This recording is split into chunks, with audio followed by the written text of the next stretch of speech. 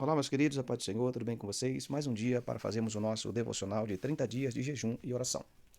O nosso devocional de hoje, a epígrafe diz: transformados para viver e influenciar.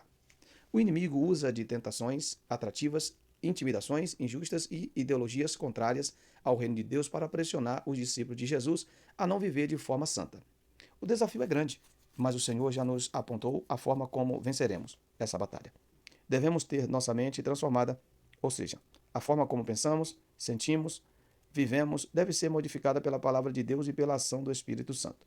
Assim experimentaremos a boa, agradável e perfeita vontade de Deus. Jesus nos chamou a sermos como Ele, a não nos conformarmos com este mundo de pecado e a anunciarmos o reino dos céus aos perdidos. Na oração de hoje, convidamos você a assumir o compromisso de viver em santidade e a pedir a Deus uma mente transformada que impacte a forma como você vive e fala do Senhor aos que não conhecem a Cristo. A nossa leitura está em Romanos capítulo 12, versículos 1 e 2.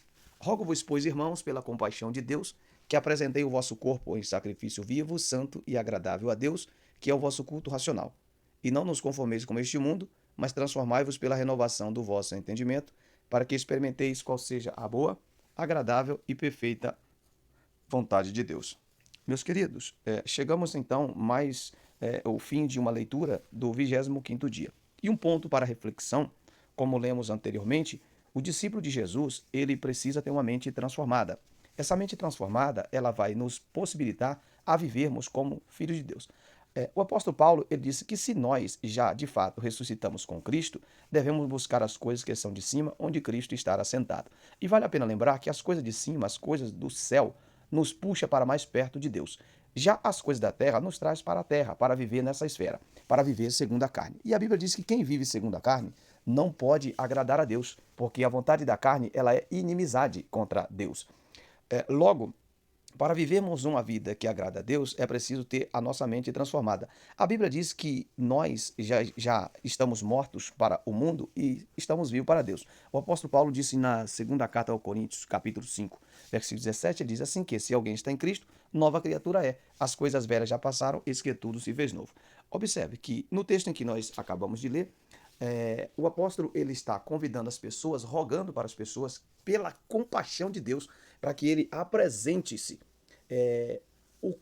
apresente o corpo em um sacrifício vivo. Ou seja, você não está sendo morto, sacrificando-se com a morte. Você está vivo, sacrificando o seu próprio corpo. Quando diz sacrificar o seu corpo, é sacrificar as suas vontades, que são contrárias à palavra de Deus. E ele diz: olha, você vai fazer isso como um sacrifício vivo, ou seja, se sacrificando enquanto vive de maneira santa, agradável a Deus. E esse sacrifício é exatamente para viver, para agradar a Deus. E por fim, nós finalizamos dizendo o seguinte: na carta que Paulo escreveu aos crentes de Tessalonicenses, capítulo 5, versículo 23, ele diz: olha, o mesmo Deus de paz vos santifique em tudo, e todo o vosso espírito e alma e corpo sejam conservados plenamente irrepreensíveis para a vinda do Senhor.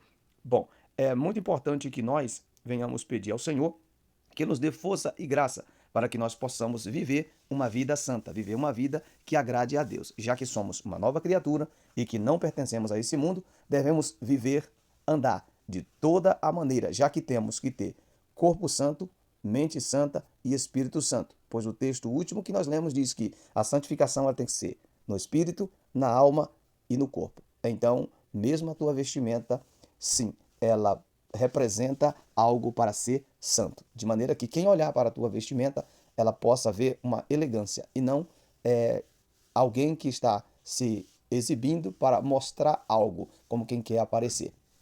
Encerramos assim por hoje. Que Deus te abençoe e até amanhã.